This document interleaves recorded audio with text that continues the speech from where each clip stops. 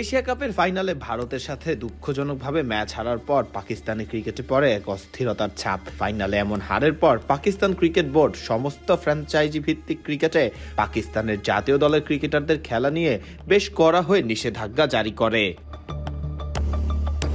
তবে কিছু দিনের ব্যবধানে সেই সিদ্ধান্ত থেকে কিছুটা সরে এসেছে পিসিবি। সাম্প্রতিক সময় পিসিবি সিদ্ধান্তে 6 জন পাকিস্তানি ক্রিকেটারকে এবার অস্ট্রেলিয়ার বিগ ব্যাশ লিগের খেলার অনুমতি দেওয়া হয়েছে। এই সিদ্ধান্তে স্পষ্ট যে পিসিবি ধীরে ধীরে তাদের খেলোয়াড়দের আবারও বিদেশি লিগে খেলার সুযোগ করে দিচ্ছে। তবে এখানে প্রশ্ন থেকেই যায় যে অনুমতি কি শুধু বিগ ব্যাশের জন্যই সীমাবদ্ধ, নাকি বাংলাদেশ প্রিমিয়ার লিগেও দেখা যাবে পাকিস্তানি তারকাদের? বাংলাদেশের ঘরোয়া ক্রিকেট টুর্নামেন্টের মধ্যে সবচেয়ে জনপ্রিয় লিগ হচ্ছে বিপিএল। প্রতি বছরই বিপিএল এ পাকিস্তানি ক্রিকেটারদের নিয়মিত দেখা যায়।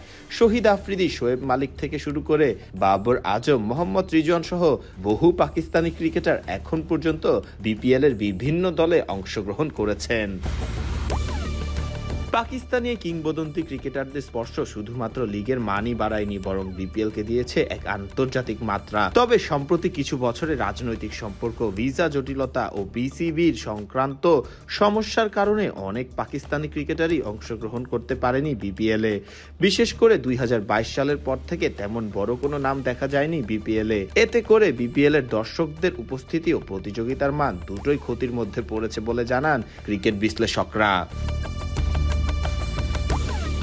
এখন যখন পাকিস্তানি ক্রিকেটারদের বিদেশি লিগগুলোতে খেলতে অনুমতি দেওয়া হচ্ছে, তখন বাংলাদেশি ফ্র্যাঞ্চাইজিগুলোর নজরও পাকিস্তানি ক্রিকেটারদের উপর পড়বে। এটা খুবই স্বাভাবিক, কারণ পাকিস্তানি ক্রিকেটারদের উপস্থিতি যেমন দর্শকদের মাঠে টেনে আনে, তেমন দলকেও করে শক্তিশালী।